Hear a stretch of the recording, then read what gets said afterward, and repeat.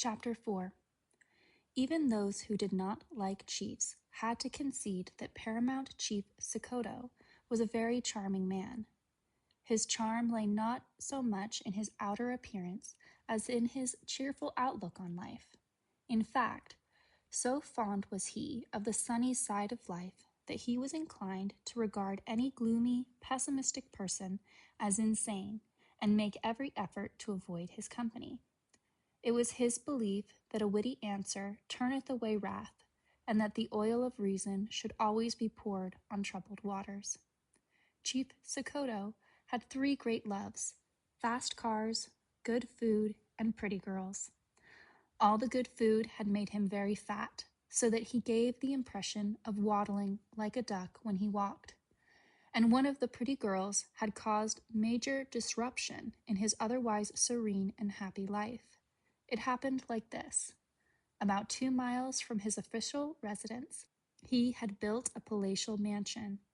He had sternly forbidden his wife to set foot in this mansion on the grounds that it was here that he entertained important guests, with whom he discussed top-secret affairs.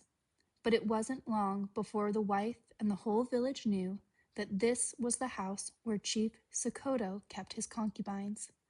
Still, not a murmur of protest was raised against him, it being taken for granted that a chief was entitled to the privileges above those of ordinary men.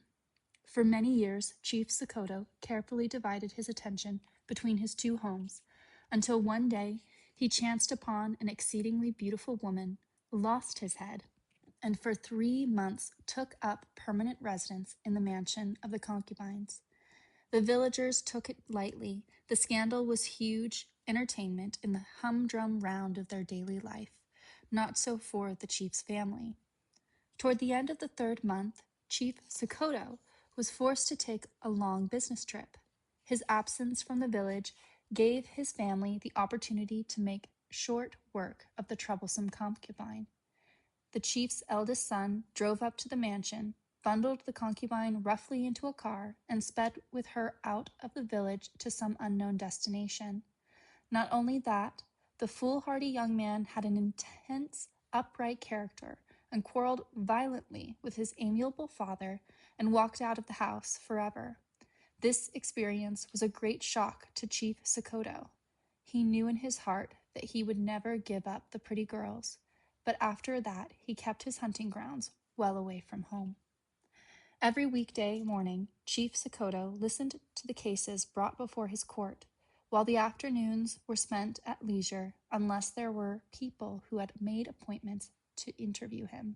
This particular Monday morning, a lively and rowdy case was in session when, out of the corner of his eye, Chief Sokoto saw his brother Matenge drive up and park his car opposite the open clearing where the court was held. Nothing upset Chief Sokoto more than a visit from his brother, whom he had long classified as belonging to the insane part of mankind. He determined to dally over the proceedings for as long as possible, in the hope that his brother would become bored and leave. Therefore, he turned his full attention on the case at hand. The case had been brought in from one of the outlying villages called Bodebange. The cause of its rowdiness was that the whole village of Bodebange had turned up to witness the trial. A certain old woman of the village, named Madeleine, was charged with allegedly practicing witchcraft, and so certain were the villagers of her guilt that they frequently forgot themselves and burst out into loud chatter, and had to be brought to order by the president of the court with threats of fines. Evidence was that Madeleine had always lived a secret and mysterious life apart from the other villagers. She was also in the habit of receiving strangers from far-off places into her home, who would not state what dealings they had with Madeleine. Now, over a certain period, a number of the children of the village had died sudden deaths, and each time a mother stood up to describe these sudden deaths, The crowd roared in fury because the deaths of the children and the evil practices of Madeleine were one and the same in their minds. The accused, Madeleine, sat a little apart from the villagers in a quaking, ashen, crumpled heap, and each time the villagers roared, she seemed about to sink into the earth. Noting this, Chief Sokoto's kindly heart was struck with pity. Further evidence was that about a week ago a strange young woman had turned up in the village of Beaubedenge and made straight for the hut of Madeleine, where she had died a sudden death. This had made Madeleine run screaming from her hut, and it was only the intervention of the police that had saved Madeleine from being torn to pieces by the villagers. Chief Sokoto was silent for some time. The insanity of mankind never ceased to amaze him. At last he turned to the accused and said gently, "Well, mother, what do you have to say in defense of yourself?" "Sir, I am no witch," said the quavering old voice. "Even though I am called the mother of the witches, I am no witch.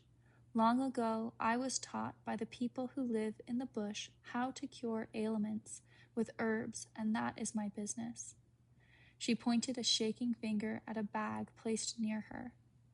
"I would like to see the contents of the bag," Chief Sokoto said, with a great show of interest. The bag was brought to him, and its contents tipped out on the ground. They were various assortments of dried leaves, roots, and berries. He examined them leisurely, picking up a few items for closer inspection.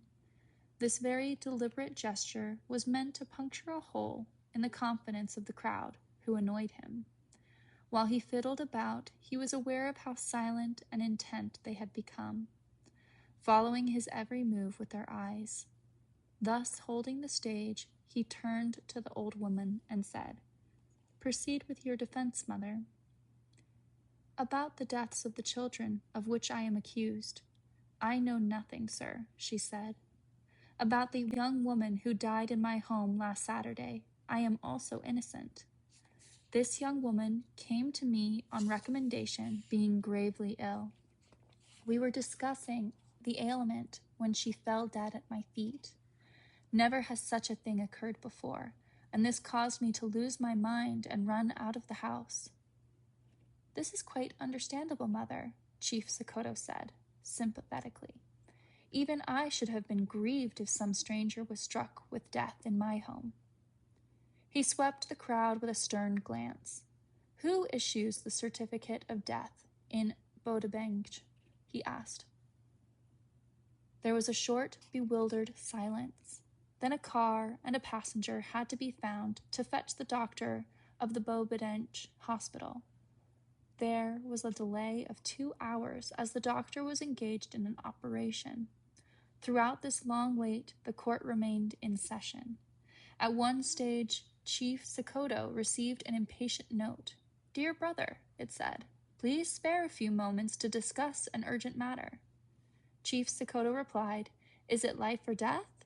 I am at the moment faced with the life and death of an old woman. I cannot move." There was no reply. Chief Sokoto watched his brother's expression out of the corner of his eye. Foremost in the chief's mind was the necessity to plan an escape route from the glowering thunderstorm. He called the president of the court and whispered, "Ring up George Appleby Smith and tell him I'm coming to lunch." It was near noon when the doctor arrived. His evidence was brief and to the point. Yes, it was true, he said. There had been a surprising number of child deaths in the village of Beaubedenge, and death in each case had been due to pneumonia. And yes, he said, he had performed a post-mortem on the body of the young woman last Saturday. The young woman had died of a septic wound due to having procured an abortion with a hooked and unsterilized instrument. He would say that the septic condition of the womb had been of 3 months' duration. All that was left now was for Chief Sokoto to pass judgment on the case. This he did sternly, drawing himself up to his full height. "People of Beaubedenge," he said, it seems to me you are all suffering from derangement of the brain." He paused long enough to allow the villagers to look at each other uneasily. "Your children die of pneumonia," he thundered, "and to shield yourselves from the blame, you accuse a poor old woman of having bewitched them into death. Not only that, you falsely accuse her of a most serious crime which carries the death sentence. How long have you planned the death of a poor old woman, deranged people of Bobadetch? How long have you caused her to live in utter misery, suspicion, and fear? I say, can dogs bark forever? Oh no, people of Bobadetch. Today you will make payment for the legs of the old mother who had fled before your barking. I say, the fault is all with you. And because of this, I fine each household of Bobadetch one beast. From the money that arises out of the sale of these beasts, each household is to purchase warm clothing for the children, so that they may no longer die of pneumonia." He turned and looked at the old woman, changing his expression to one of kindness. "As for you, mother," he said, "I cannot allow you to go and live once more among the people of Bobadetch. It is only hatred that the people of Bobadetch feel for you, and this has driven them out of their minds. As hatred never dies, who knows what evil they will not plot against you? I have a large house, and you are welcome to the protection it offers. Besides, I suffer from an ailment for which I am always given penicillin injections at the hospital. Now I am tired of the penicillin injections, and perhaps your good herbs may serve to cure me of my troubles." He stood up, signifying the end of the case. The people of Bobadetch fled in confusion from the courtyard, but the old woman sat for a long time on the ground, silent tears of gratitude dripping down into her lap. Chief Sokoto walked over briskly to his brother's car, opened a door, and heaved himself inside. "We must make haste, brother," he said. "I have an appointment to keep." The first words his brother uttered really surprised Chief Sokoto. "I wish to be relieved of the administration of Holema Mamidi," said Matenge. Chief Sokoto furrowed his brow. This was most unexpected. He dreaded what was coming next. "Have you had another clash with the young man, Gilbert?" he asked lightly. Matenge turned his deep, doom-ridden eyes on his brother. "He is now harboring fugitives at the farm." "Oh, is that all, brother?" Chief Sokoto asked, relieved. "I see no harm in that. The world is always full of refugees. How many has Gilbert taken in?" For answer, Matenge held out the paper with Makaiha's picture on the front page. Chief Sokoto studied the face carefully and felt a sharp stab of jealousy. The man was too attractive. He could steal all the women in the country. Chief Sokoto did not enjoy the thought of a competitor so near his own hunting grounds. "You mean there is only one refugee, brother?" he asked anxiously. Matenge nodded. "Well, what's the trouble then? Why do you want to resign?" "I see," Matenge said with a heavy sarcasm. "You haven't read the story."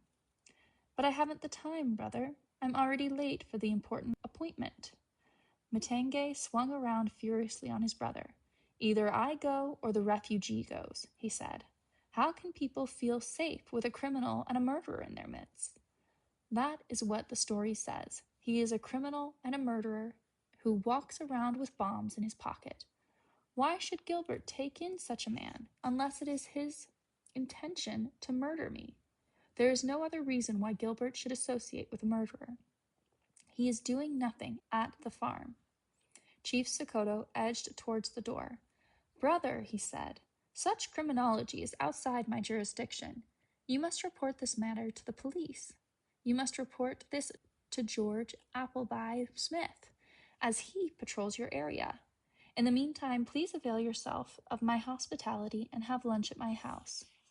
Tell the wife I am called away by an important appointment." Chief Sokoto swung his short, dumpy legs out of the car, closed the door, and without looking back, waddled over briskly to a small, white sports car. He was literally suffocating. Inside the fat, overstuffed body was a spirit that fiercely resented intense, demanding, vicious people.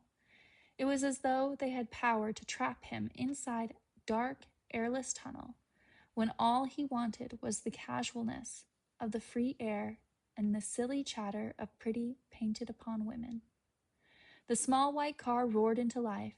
Chief Sokoto pressed the accelerator down to the floor and then, at a speed of over 100 miles an hour, streaked out of the village like a continuous blur of white light.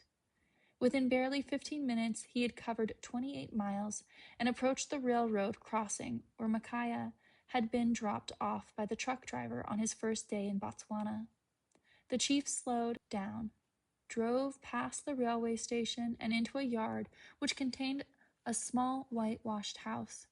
It was the home of his friend, Inspector George Appleby Smith, the green-eyed police officer who had interviewed Micaiah and granted him political asylum. George Appleby Smith was 20 years younger than Chief Sokoto, and yet a strong bond of friendship existed between the two men. They had known each other for 5 years and often went hunting for game in the bush together. Game hunting was George's chief passion, but he was abnormally afraid of snakes, so Chief Sokoto's gun was always reserved for shooting at snakes. Jokes were a favorite topic of conversation on these excursions. For example, George would inquire, "Tell me, Chief, what's the difference between a barber and a sculptor?" A long interval of silence would ensue, ensuring the Chief Sokoto furrowed his brows vigorously. At last he'd say, "I must say, I don't really know, George." "Well, it's like this, Chief. The sculptor makes faces and busts. The barber curls up and dies." The collection of these droll jokes was George's leisure time hobby. He had a way of holding all the laughter of the world in his eyes, yet he rarely smiled and rarely twitched a muscle on his face. He liked his work and was very dedicated, yet he summed up law and order and all pompous phrases in one expressive word: bullshit. What he liked in all the bullshit was people. They were like a complicated crossword puzzle to him. They exercised his agile, inventive mind, which had a peculiar ability to streamline the complex into a single and clear detail. Nothing alarmed a prisoner more than to be told by George that he was not speaking the truth, and it was the blunt and authoritative manner in which he said this that always unnerved them. Chief Sokoto never summed up for himself why it was George's company so delighted him, but both were casual, freedom-loving men, and they only parted company on their ideas on women and food. George, being a bachelor, ate terrible food. It was always soup with a little bit of cheese on the plate, while Chief Sokoto usually ate roast leg of mutton for dinner. But somehow George managed to serve roast leg of mutton when Chief Sokoto came to dine. George was already seated at a table when Chief Sokoto walked into the dining room and said, "I'm a little upset today, George. Have you got any beer to calm my nerves?" George stood up, went to the kitchen, and returned with a glass and a small bottle of beer. Chief Sokoto looked anxiously at his friend. When George was silent and kept his face expressionless, it was a sure sign that he had something on his mind. "Don't tell me I've run away from troubles only to find you have troubles too, George," he said in despair. George looked down at his plate to hide the laughter in his eyes. "I saw your brother headed past this way, Chief," he said quietly. "Did he, by chance, visit you?" Chief Sokoto was silent for some time. "I don't really understand my brother," he said glumly. "I gave him a position that was meant to protect him from the wrath of his enemies. At the time he was plotting my death, many people said, 'You should have this brother of yours killed.' I said, 'No, leave the man to his maker.' And what payment have I received from this generosity? Nothing but trouble. Holema Mamidi is now famous for trouble, and if that is not enough, my brother comes to me today and tells me that Gilbert is plotting his death and has especially employed a dangerous fugitive to help him." George stared reflectively at the wall, and after some time said softly, "Chief, would you mind if I put your brother in jail?" Chief Sokoto leaned forward, interested. "For how long?" he asked. "I don't know," George replied. "It's just a feeling. Some people are on tenterhooks about his association with Joas Tsepe. Tsepe is under the illusion that he will be able to establish a secret police camp in the bush. He has no idea that his every movement is known. The day he smuggles those guns over the border, he's in for the high jump. If you like, we can delay matters until he brings your brother into the deal, and we rope him in as well." Chief Sokoto nodded his head vigorously. "I've no objection to my brother going to jail, George," he said. "Only it must be for a long time. But what about the refugee? My brother wants him removed." "It's not what he wants," George said calmly, "but what I want. What I want is for Gilbert to carry on with his work because everyone else is bullshitting around." Chief Sokoto laughed heartily. "I made a promise to Gilbert that I would come and work on his farm if it succeeds," he said. "Now I see that with your help, my friend, I shall be spending my old age in hard labor. But you must promise me something. You must spy on the refugee and tell me if he is eating up all the women." George looked affectionately at the old man, marveling at his ability to take everything in life so lightly. Some other men might be ranting and raving by now, after all that had happened. The chief's eldest son, with whom he had quarreled, had brought the anti-chief police into the government. It wasn't a ruthless policy. In fact, there was an overall recognition of the hold custom and tradition had on the lives of the people, and in deference to this, all chiefs' salaries had been increased. A chief was still a father figure, but somehow thrust to one side, the accent being on nation rather than tribe. Non-entities had been raised up from the dust by the people's vote, and it was they who now reigned supreme on the local government councils. If George Appleby Smith felt a pang of regret at the death of the old order, it was because life had been simpler with the decisions and power in the hands of one man. If it was complex now, it was because chiefs had had a long reign and deeply resented relegation to the status of rubber stamp.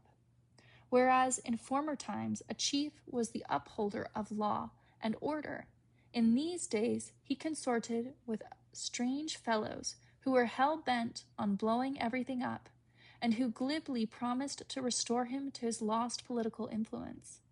Few chiefs achieved the salary increase. Many voiced complaints about the younger generation, who no longer bowed the knee, but merely politely raised their hats. The chief, who, unable to see the people, could not go on being children forever and their humble servants. True enough, the change itself was not dramatic. Even Chief Sokoto still kept his unpaid slaves. But George, with one foot in the past and his youthfulness in the present, was very emotionally involved in upholding the aims of the new, conservative government, which wanted everything to happen bit by bit. He was prepared to deal with death blows to any forces that planned its premature overthrow. "I can promise you I'll spy on the refugee, Chief, even though it will delay my own promotion by 5 years. So George has now gone soft on refugees," they'll say. "We knew he couldn't trust the bugger." He looked at his watch, regretfully parted company with his amiable friend. The lunch-hour break for him was over. Chief Sokoto remained, eating and drinking at a leisurely pace.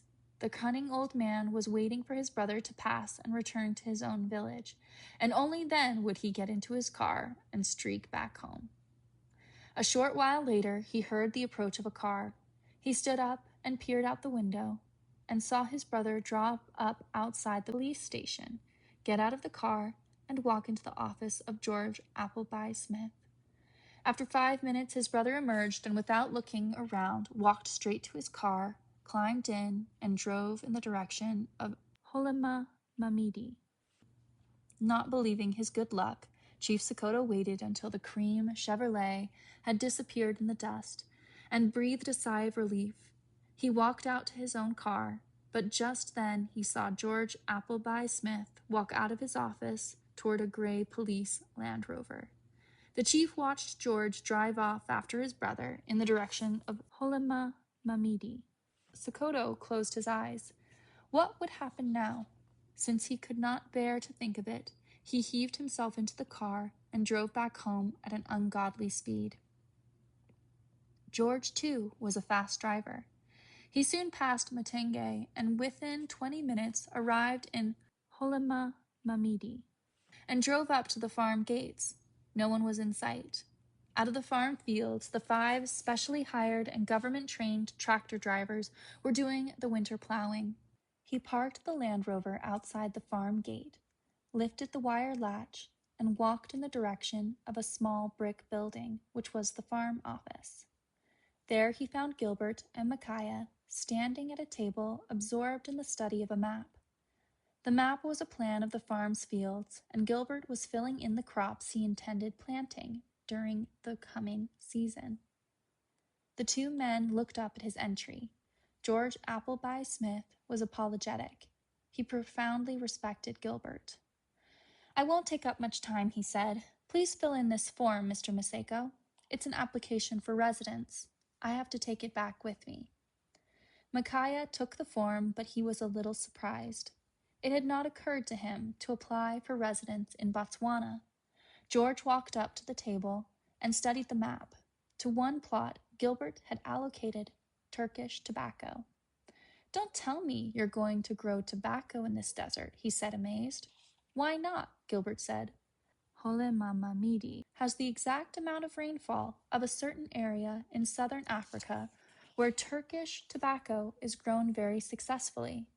It's a very good cash crop too, and if everyone in Holemamamidi grows it a bit and we market it cooperatively, why, we'll be rich in no time. The only problem we're faced with is the flatness of the land. It needs a slight slope and well-drained soil. We'll either have to create this artificially or lay down pipes." George Appleby Smith was very impressed, and after this made a great show of minding his own business by staring at a wall. Gilbert glanced at him slyly, smiled to himself, and continued his work. Micaiah completed the form and handed it to the police officer, who looked at him in an odd, quizzical way. "Step outside with me for a moment, Mr. Maseko," he said. They walked for a moment in silence toward the gate. Then George stopped abruptly. "Chief Matenge, who administers this village, wants you to remove from it on the grounds that you are a refugee," he said. "What he wants has never really mattered to me. We don't see eye to eye. But this time he has a point. The government doesn't encourage refugees. It would like you all to push off somewhere." Micaiah kept silent, not knowing what to say. "In fact," George Appleby Smith continued, "things are so bad that if anyone sticks his neck out for a refugee, he's not likely to get promoted for 5 years. "You mean you'll stick your neck out for me?" Micaiah asked, amused. "That's what I'm saying, but only on the guarantee that you don't let me down and mess around in the politics of Southern Africa."